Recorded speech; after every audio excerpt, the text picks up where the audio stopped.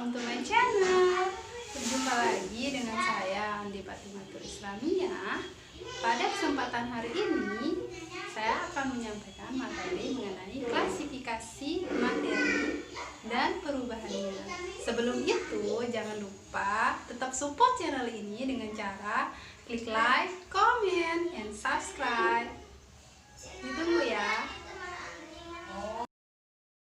Klasifikasi materi dan perubahannya membahas tentang campuran, zat tunggal, karakteristik zat, perubahan fisika, perubahan kimia, dan pemisahan campuran. Apa itu klasifikasi materi? Yuk simak penjelasannya. Materi adalah sesuatu yang mempunyai massa dan dapat menempati sebuah ruang. Segala sesuatu yang berada di bumi tersusun atas materi, yang terdiri atas unsur seperti air, udara, tanah, dan api. Itulah gambaran keragaman materi. Bagaimana sih cara klasifikasi materi? Cara klasifikasi materi yang pertama mengamati karakteristik benda, yang kedua mencatat persamaan dan perbedaan sifat benda. Yang ketiga, memasukkan benda-benda yang memiliki persamaan sifat ke dalam satu kelompok. Dan yang terakhir yaitu memberi nama yang sesuai pada setiap kelompok benda tersebut. Contoh yang paling sederhana yaitu ketika es batu mencair akan menjadi air, dan air yang dididihkan akan menjadi uap air. Ketika berbentuk es termasuk zat padat, setelah mencair atau menjadi air termasuk zat cair, dan ketika menguap termasuk zat gas. Perhatikan tabel 3.1 mengenai perbedaan antara zat padat, cair, dan gas. Zat padat mempunyai bentuk dan volume tertentu. Jarak antar partikel zat padat sangat tepat, serta partikel-partikel zat padat tidak dapat bergerak bebas. Untuk yang cair, mempunyai volume tertentu tetapi tidak mempunyai bentuk yang tetap, bergantung media yang digunakan. Jarak antar partikelnya lebih renggang dan partikelnya dapat bergerak bebas namun terbatas. Yang gas tidak mempunyai volume dan bentuk yang tertentu. Jarak antar partikel gas sangat renggang, partikel-partikel gas dapat bergerak sangat bebas. Kuis. Sebutkan benda apa saja yang termasuk dalam zat padat, cair, dan gas. Unsur, senyawa, dan campuran. Yang pertama unsur.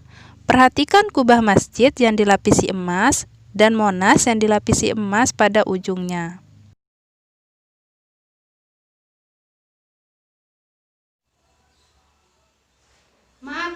Materi itu dibagi menjadi dua. Yang pertama itu adalah zat tunggal, sementara yang kedua adalah campuran. Zat tunggal ini dibagi menjadi dua juga. Yang pertama itu adalah unsur, yang kedua itu adalah senyawa. Sementara untuk campuran itu dibagi menjadi dua juga, di mana yang pertama itu adalah heterogen dan yang kedua adalah homogen.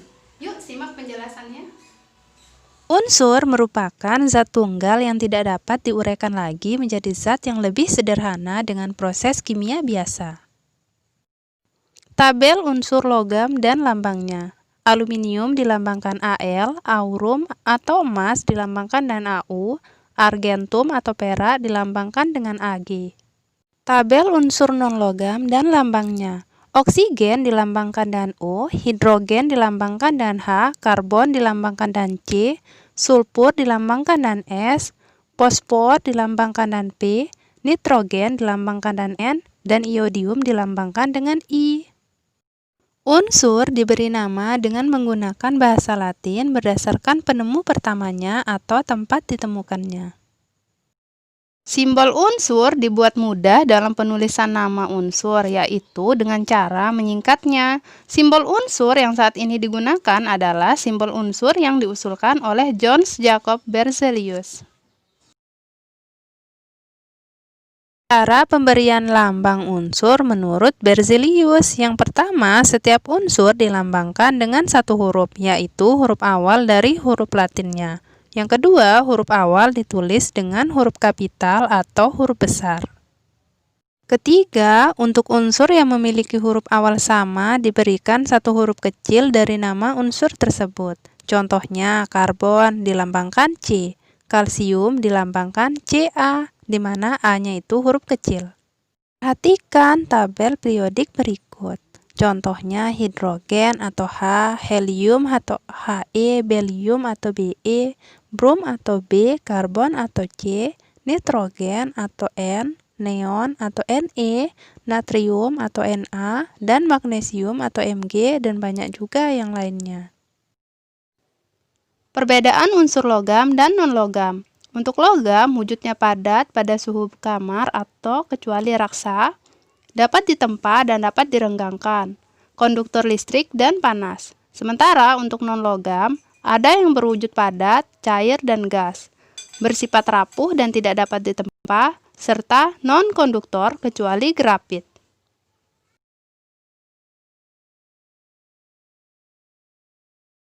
Perhatikan ya, tabel unsur logam dan non-logam serta kegunaannya. Natrium digunakan untuk membuat lampu natrium dan senyawanya digunakan untuk garam dapur.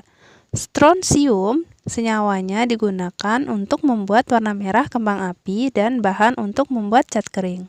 Magnesium paduannya digunakan untuk bahan pesawat. Iodin digunakan untuk antiseptik dan senyawanya digunakan untuk garam beriodium dan fotografi.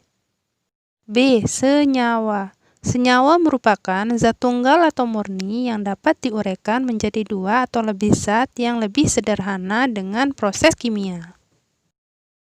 Contohnya air. Air dapat digunakan untuk memadamkan api, sedangkan gas hidrogen merupakan zat yang mudah terbakar, dan oksigen merupakan zat yang diperlukan dalam pembakaran. Tabel contoh senyawa dan unsur penyusunnya. Air disusun oleh hidrogen plus oksigen, garam dapur disusun oleh natrium plus klorin, gula tebu disusun oleh karbon plus hidrogen plus oksigen.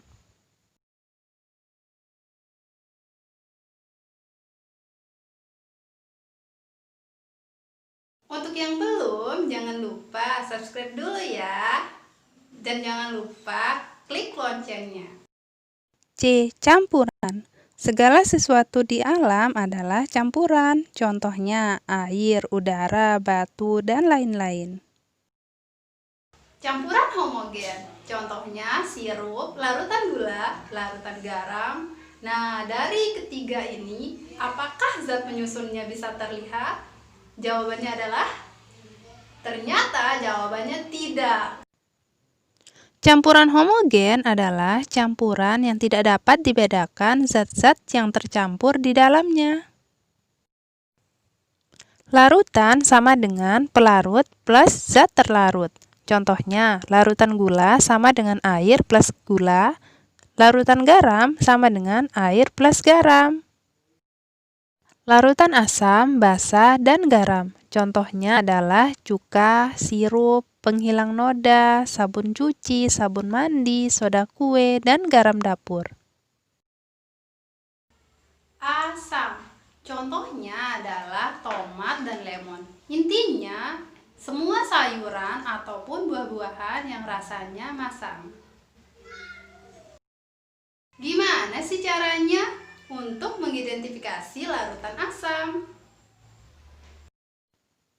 Caranya yaitu, yang pertama, rasanya itu masam, tetapi tidak boleh dicoba jika bukan makanan. Yang kedua, dapat menimbulkan korosi. Yang ketiga, mengubah kertas lakmus biru menjadi merah.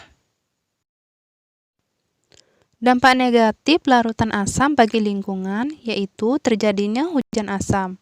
Hujan asam ini dapat merusak gedung dan patung-patung, serta tumbuh-tumbuhan dan dapat menyebabkan kematian pada makhluk hidup, terutama jika hujan asam masuk ke sungai.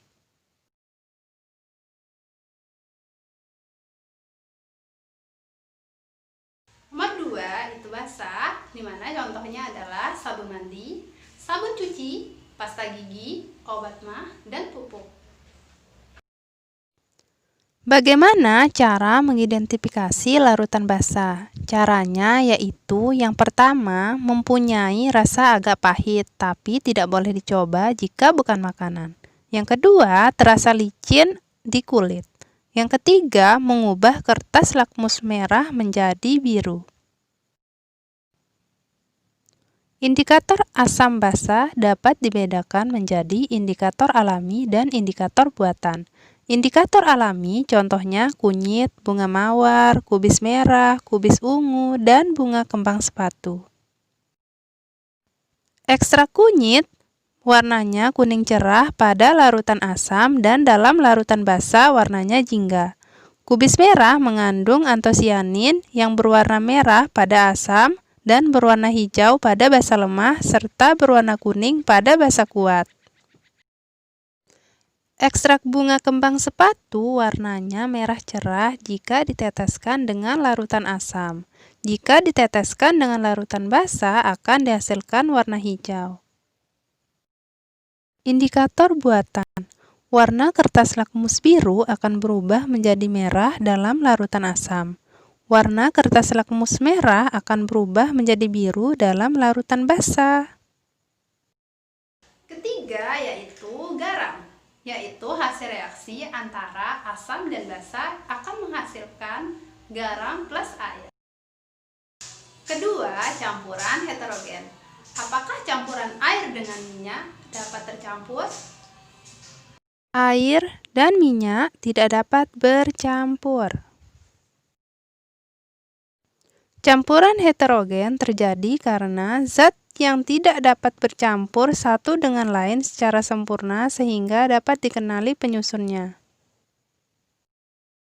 Tabel perbedaan unsur senyawa dan campuran. Pada unsur, zat tunggal tidak dapat diuraikan, terdiri atas satu jenis atom. Pada senyawa, zat tunggal dapat diuraikan, tersusun atas dua jenis atom atau lebih, perbandingan massa zat penyusunnya tetap. Pada campuran, campuran dapat diuraikan, tersusun atas dua jenis atom atau molekul, perbandingan massa zat penyusunnya tidak tetap. Cara memisahkan campuran. Yang pertama itu filtrasi atau penyaringan. Penyaringan adalah metode pemisahan campuran yang digunakan untuk memisahkan cairan dan padatan yang tidak larut berdasarkan pada perbedaan ukuran partikel zat-zat yang bercampur. Kedua, sentrifugasi. Metode sentrifugasi digunakan secara luas untuk memisahkan sel-sel darah merah dan sel-sel darah putih dari plasma darah. Ketiga, distilasi atau penyulingan. Prinsip kerjanya didasarkan pada perbedaan titik didih dari zat cair yang bercampur, sehingga saat menguap setiap zat akan terpisah. Keempat, kromatografi. Kromatografi digunakan untuk memisahkan berbagai zat warna dan tes urin untuk seseorang yang dicurigai menggunakan obat terlarang. Kromatografi merupakan metode pemisahan campuran yang didasarkan pada perbedaan kecepatan merambat antar partikel-partikel yang bercampur dalam suatu medium diam ketika dialiri suatu medium gerak. 5. Sublimasi. Cara sublimasi didasarkan pada campuran zat yang memiliki satu zat yang dapat menyublim, sedangkan zat yang lainnya tidak dapat menyublim. Contohnya, campuran iodin dan garam. C. Benda-benda yang dapat mengalami perubahan. Contohnya, kertas yang terbakar dan besi yang karatan. Kertas yang terbakar itu berlangsung cepat, sementara besi yang karatan berlangsung lama. Tabel massa jenis berbagai zat.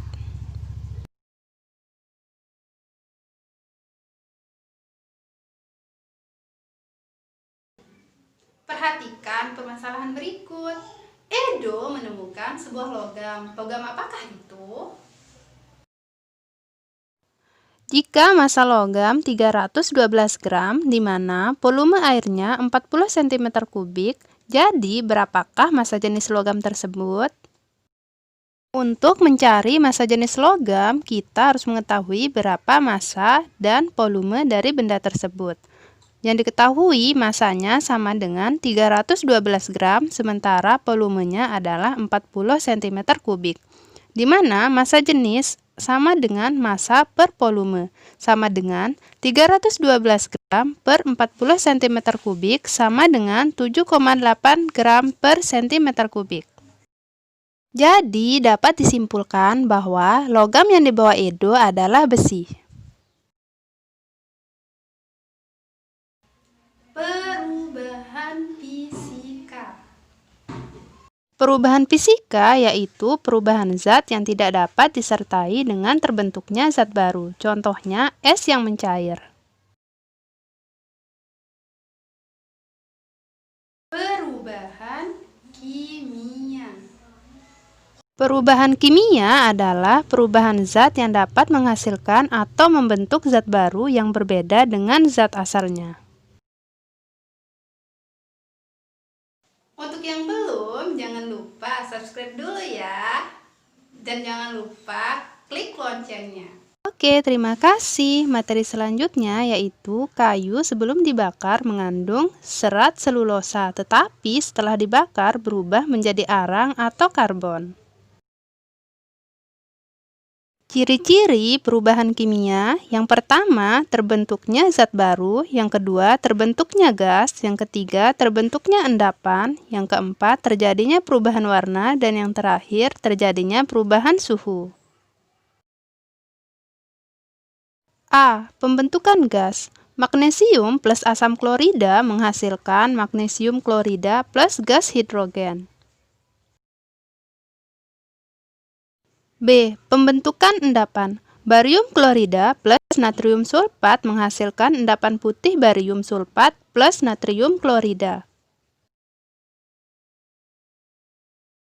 C. Perubahan warna. Contoh endapan tindal iodida. Warna tembaga sulfat adalah putih. Apabila ditambahkan air, warnanya menjadi biru. D. Perubahan suhu. Perubahan suhu ditandai dengan perubahan energi panas. Perbedaan perubahan fisika dan perubahan kimia. Pada perubahan fisika tidak terbentuk zat baru, komposisi materinya tidak berubah. Sementara pada perubahan kimia terbentuk zat baru, komposisi materi sebelum dan sesudah reaksi mengalami perubahan atau perbedaan.